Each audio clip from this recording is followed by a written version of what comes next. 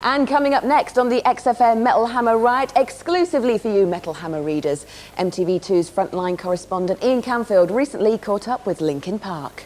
Linkin Park, you know the name, you've probably seen the video, and in America they're massive already. The album, which is called Hybrid Theory, has shifted some major copies. It was rush released in this country because the record company thought it was going to be so popular.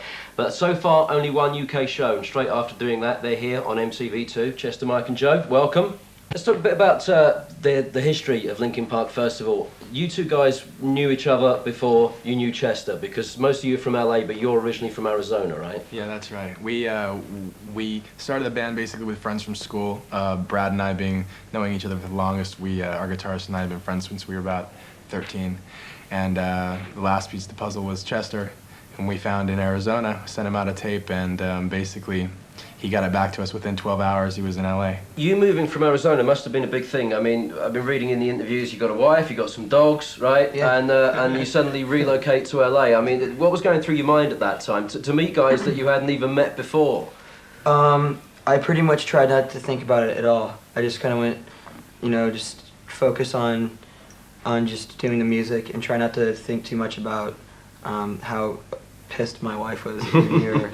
Or how sad she was that I was gone, or whether or not my dogs even knew that I wasn't there anymore. How did you put it to your wife? Did you say, sorry, I gotta go, I might be gone for some time, but you know, when I come back I'll be a rock star and you can move out to an LA mansion with me? Was that how you sold it to her? Well, I mean, the only reason why she didn't come with me in the first place is just because we owned some property, and I didn't want to like just, you know, throw all my eggs into one basket. I wanted to leave at least one egg out. Mm-hmm. So, you know, we just kind of were being just kind of as practical as we possibly could, you know, because I didn't know how well we would get, which to most people would still be impractical. Yeah, I mean, most people, yeah, it'd be insane. But like, what I was like really just hoping to do was just kind of come out and find out what these guys were all about, because I didn't know that we would click so well, so fast. Linkin Park phenomenon has come together very quickly. You know, the first gig at the Whiskey in LA, and then you get the publishing deal, and the Warner Brothers deal comes on board soon after that. How long did you spend actually refining the sound of the band before you went into the studio? Because it sounds like you had a pretty clear idea of what you wanted to do. Every day of our lives, yeah. Honestly. Yeah. It's funny though, because like the actual sound of the band started from day one, you know, and then we just worked hard on that one thing, or our style, you know what I mean? Got to ask you this: you've suffered this rumor that's been going around the industry that you're a manufactured boy band, right?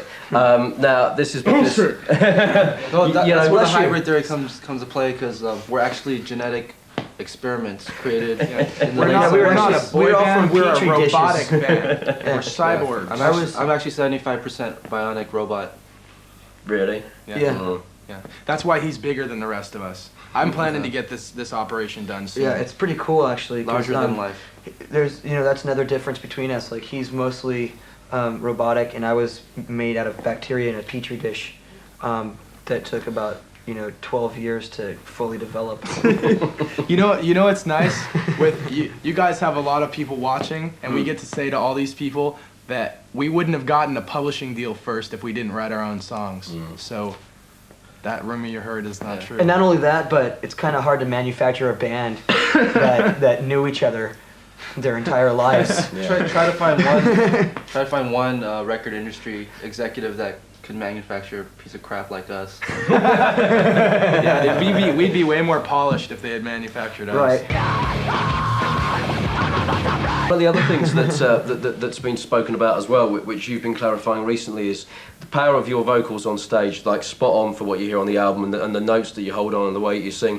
People keep asking you about the effects that you use, and he doesn't use any effects, it's all pure up on stage, yeah? Well, yeah, I mean, it's like, we use like typical effects that any band in any pub or any bar or any venue would be able to use, like, you know, delays, reverbs, things like that. But we don't run any tape, we don't loop anything, not even samples. Everything that you hear on the record is being performed physically by somebody on stage. I want to ask about the Foreigner tape. There's this tape apparently of, have you heard this, you two? Yeah. There was a tape of Chester somewhere. Where is it, by the way? It's lost. No, it's not. No, it's not. It's still in existence. I know. I spoke to someone yesterday, and they said there is a tape of you when you were in well, definitely single figures of age. What, 4, 5? Two. Two. I was 2 years old. I was just learning how to speak, and my brother was teaching me how to sing "Hot Blooded," and he kept recording me over and over again. Right. And somehow, this whole thing started with like an internet fanzine, something that I told this kid, because I had nothing else, anything clever to say. So I just kind of told him about this, and it's amazing to me that it's gotten all the way around the world. I mean, everybody asks me about it. Well, you know. So that kid did his job. Whoever he is, somebody needs to hire that guy, because like he took one sentence and made it known throughout the entire world. And so find out who he is and give him a job. So really the foreigner tape wasn't the tape that he sent you guys to audition for the band. That wasn't what you got him from across from Arizona. That would have been funny. He's pretty lucky we didn't get that tape instead of this sent us, I think. Now, what's happening with Linkin Park in this country? Because we've done a showcase gig recently. When are you coming back to do some proper touring and stuff like that? We're coming back in March with the Deftones and Taproot. Right. That's gonna be fun. We're gonna go all around Europe. But there you go, Linkin Park, not a manufactured boy band, but if you ever want Hot Blooded for an encore, then just shout it from the audience, and I'm sure Chester still remembers the words. Thanks for coming in, guys. Thank you. Cheers.